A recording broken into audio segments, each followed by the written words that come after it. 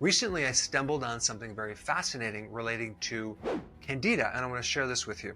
Now, Candida is a fungal infection. It's kind of like a yeast infection, and people can get it in their mouth. They can get it in their private parts, toenails, and it usually comes after an antibiotic as a side effect because you have all these bacteria that keep the yeast and fungus and molds in check. The great majority of your microbiome in your gut is bacteria, but you have a small percentage of this yeast and fungus and friendly Candida.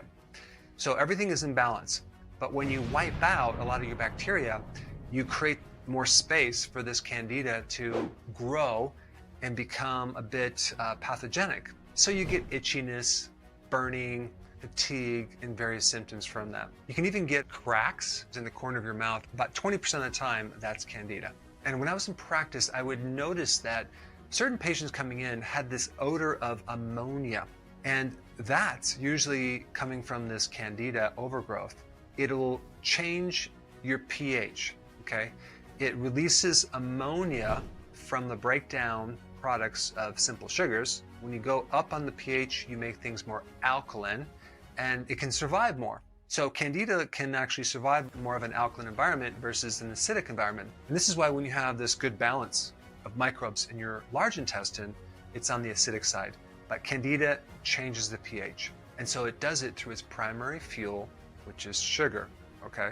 I'm gonna come back to that at the end, but I wanna share something very interesting. There's other conditions that lower your immune system that cause this overgrowth as well. HIV or AIDS, if you have an organ transplant, if you were on prednisone, like steroids, if you're pregnant, or if you eat a lot of sugar, especially fructose. All of them either create or have at the same time a vitamin D deficiency. So when I was looking at vitamin D, I noticed that it had an antifungal property. And when I looked into it a little bit more, I found out it's a really good, effective, broad spectrum antimicrobial. Now, probably because it really helps build up your immune system, your defenses, and all of those items I mentioned really have an effect on the immune system. If you have Candida, there's 3 things you need to do.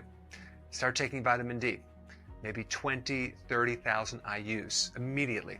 Number 2, cut out the fuel for Candida. Its primary fuel is glucose. If you stop eating sugar right now, go on keto, you can starve it to death. And 3, start consuming probiotic foods like a little sauerkraut, kimchi, fermented pickles, or maybe a little non-sweetened kefir. So I just wanted to keep this video real simple, short, to the point. Great remedy to help someone if they're struggling with Candida. And if you're not signed up on my private email on my website, drberg.com, I give away a lot of content that's not on YouTube.